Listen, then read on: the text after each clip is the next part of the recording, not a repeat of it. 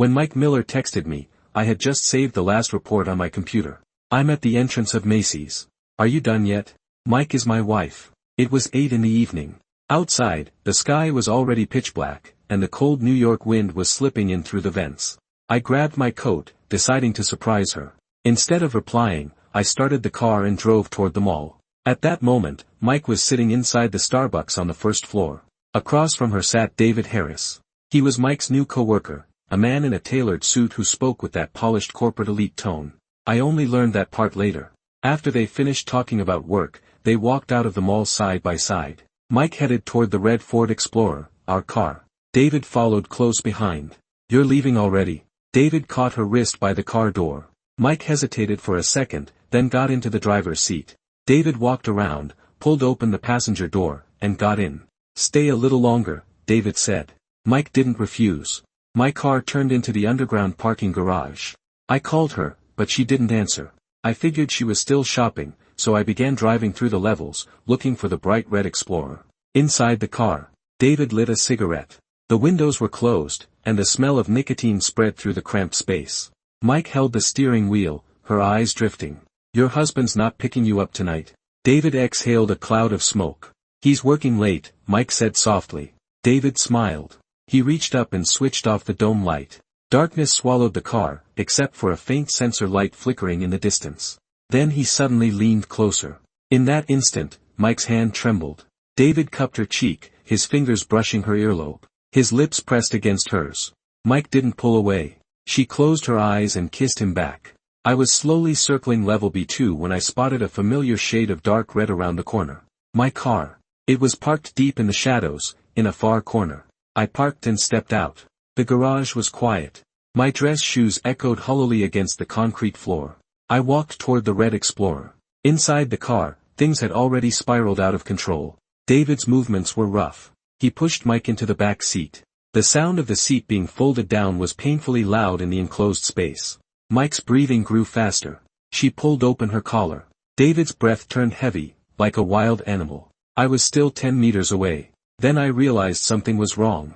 The windows were fogged up. A thin layer of condensation covered the glass, blurring everything inside. The car was rocking slightly, rhythmically. I stopped walking. My heart felt like it was being squeezed by an icy hand. Every adult knows what that kind of movement means. I stepped up to the driver's side window. The fog was too thick to see faces.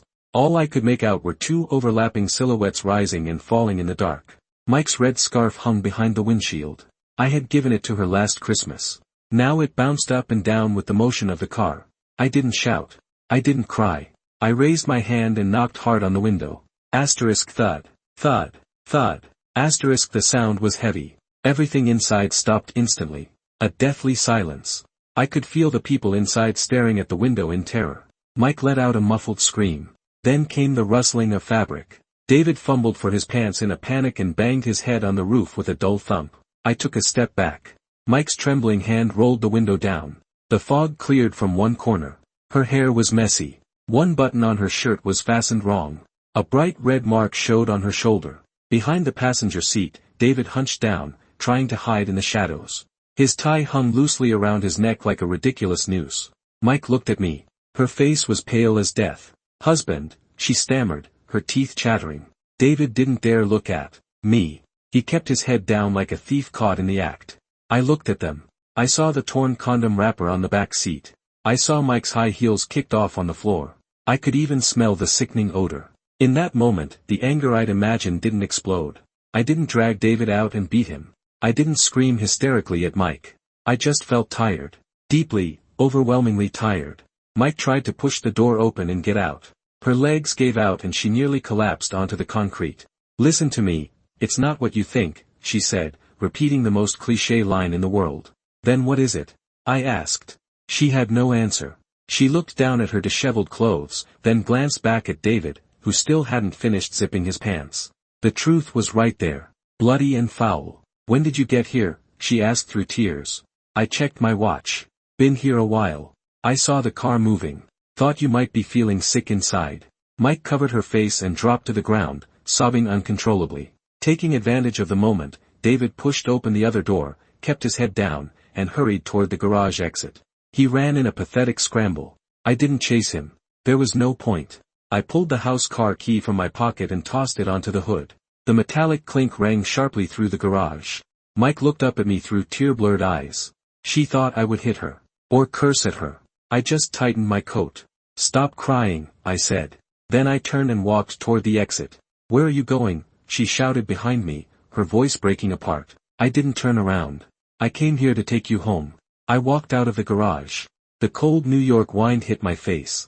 I suddenly remembered the pot of soup still warming on the stove before I left. By now it was probably burnt. Just like this marriage. I walked to the street and flagged down a taxi. Where to, sir? The driver asked. Anywhere, I said. I watched the neon lights of the mall slide past outside the window. That red Explorer was still down in the dark basement, holding a broken woman and a filthy betrayal. I reached into my pocket. There were still 2 movie tickets inside. Her favorite romantic comedy. I crumpled them into a ball and tossed them out the cracked window. The paper hit the asphalt and was instantly crushed by the wheel of the car behind us. You'll go pick up someone who's lost.